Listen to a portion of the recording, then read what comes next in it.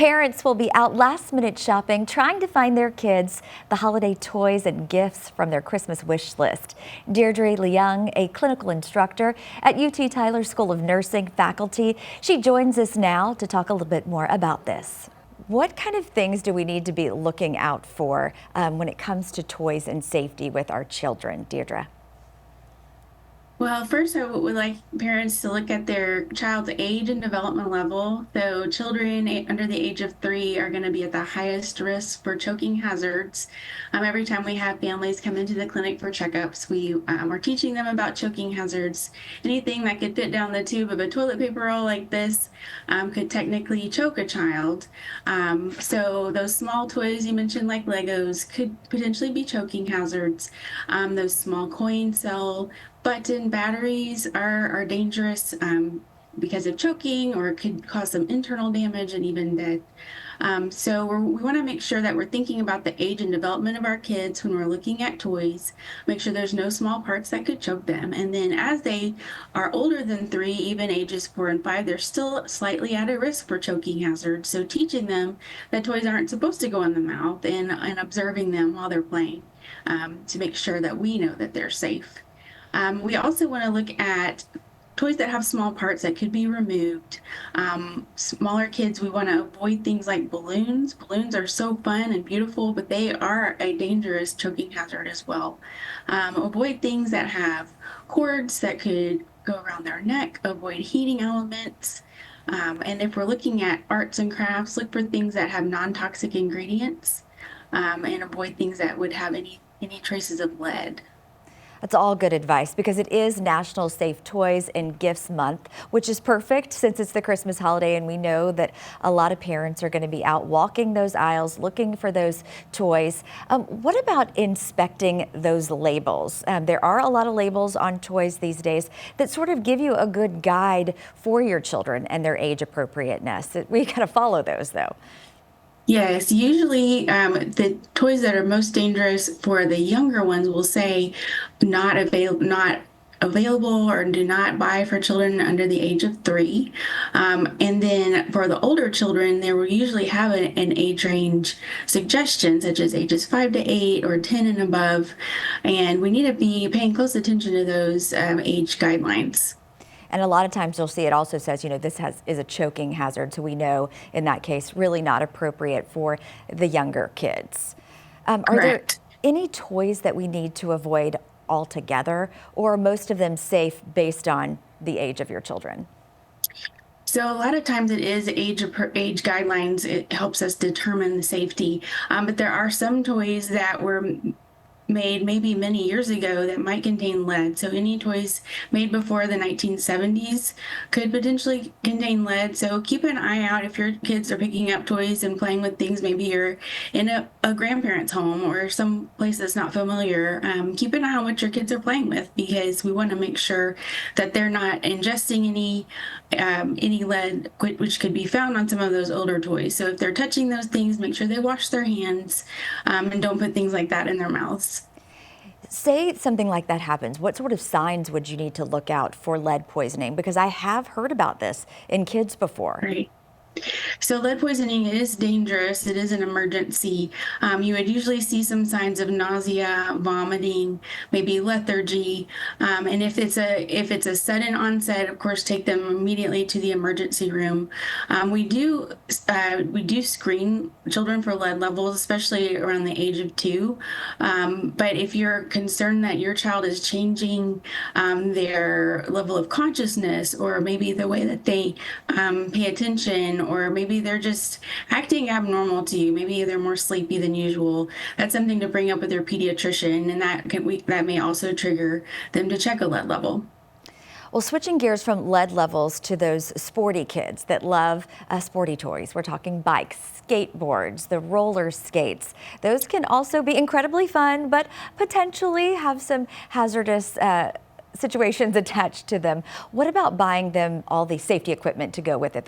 Is that a good idea? So definitely those are hot items on a school-age children's wish list. Anything that has a wheel, you need to consider purchasing a helmet for them. And you also need to consider if they had a helmet last year, it may not fit this year. So if you're looking at looking ahead at what to plan for, what to purchase. So please make sure that that helmet is well fitted, and consider buying them a larger one if they have grown in the last year. Yeah, and kids As grow their rapidly. Yeah. yes, as their clothes sizes change, then so does their head size as well. That's good information. Okay, let's talk a little bit about other safety equipment. I know, like if you're doing the skateboarding, a lot of people wear those wrist braces because potential hazards for breaking your wrist. Right. So wrist brace is a great idea. Also consider elbow padding, knee padding, shin guards would be a good idea as well. But the helmet is the number one safety product that we would recommend everyone have if they're going to be on any type of wheeled device. So a bicycle, a skateboard, a scooter, anything with wheels, please wear a helmet. So one of the things that a lot of households have are children of varying ages. They're not all toddlers all together. Maybe there was a lull and you have a few years in between. How do parents balance that? You know, you've got the older kids that are old enough to play with the Legos, which are tiny little pieces, and then you got the little kids toddling around that may want to get into those things. I'm guessing in that situation, you just got to keep a close eye. Absolutely. And we do recommend if there are children in the household that have those small, tiny products, as well as children in the household that shouldn't have those tiny products, we would recommend keeping those little tiny things in the older child's room or a space that is out of reach of the little ones, because those things like Legos and tiny toys are actually, there are value to the older kids. They're learning how to build, they're learning how to be creative. So we don't ever want to tell children not to play with those things, but we want to keep them safe on all levels. So keeping the small, tiny things in a different room away from smaller children who would be more at risk for choking hazards is ideal. And then also educating the older siblings that they are part of the family and they need to also be on the lookout for these choking hazards so that they can be part of the team and also feel empowered to help out their younger siblings or the younger children around them. It sounds like it could be a good opportunity to learn about cleaning and stuff as well, because you got to clean all that up and make sure, I'm guessing, best place to put it away after each use. Absolutely. And that's a part of being responsible and growing up, is helping clean up too. Let's talk a little bit about those pieces you were talking about earlier, those button type of situations, but also the magnets. We've heard a lot about those and how dangerous those can be in the toys that are sold out there. So those button batteries are very shiny and they're very pretty, and some kids may think that they are candy. And with younger kids, they're learning about their environment. So they learn by touching and holding, but they also learn by the way things feel in their mouth. So it's very common for anything they can get their hands on to go into their mouth.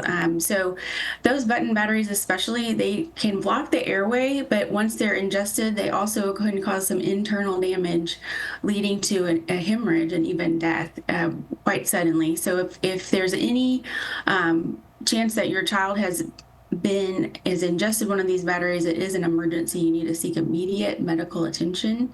But let's try to avoid those at all costs. So keeping those batteries out of reach. And then if you know that you have a device that has a battery inside it, such as a key fob or a small candles tend to have those kind of batteries. There are some toys, like small electronic toys that run off of those batteries. Make sure that the device is well secured and the battery is not going to slip out accidentally. And make sure that if you do have some of those extra batteries in packages, that they need to be up high, out of reach, in a locked cabinet. Now, have you heard about those different kinds of magnetic toys? They seem like they're for the older kids, but I could see where the younger kids would be drawn to them, and those are super dangerous. They are fun. I've seen them before, and I have older children that have played with them and enjoyed them. But again, for the younger children, they can be deadly if they're ingested. We do need to make sure older kids understand that as well, because maybe they think it looks like some candy because it does kind of have a candy appearance. Some of them do, or they're very tiny and they're very colorful. But the danger is when they are ingested, they actually can adhere to each other internally, and it can cause some significant damage to their internal organs and lead to emergency surgery or possibly even death. So we need to make sure that we're educating our kids, if they're old enough to have them, not to ingest them, and then for the younger ones, keep them out of their reach completely. When you're shopping down the aisles for Christmas toys, is there any certain toys that you think are best for kids that are of the really young age? That, of course, you want to put something under the tree that gives them a huge smile, but that's also very safe for them. Sure. So think about those things that we talked about, avoiding the choking hazards. Think about some things that could also help stimulate their creativity. Something that you could play with them together, or maybe it could help foster some relationship with other children. Kids are their job is to play, and they learn through playing. So we want to make sure that we're giving them kids that will stimulate their learning, stimulate their development, help them build relationships with others, and be something that can be a building block for them.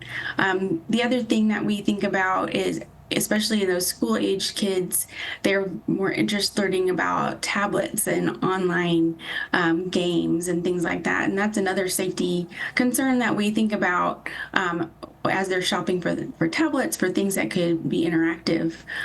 We need to make sure we're keeping them safe on the internet as well.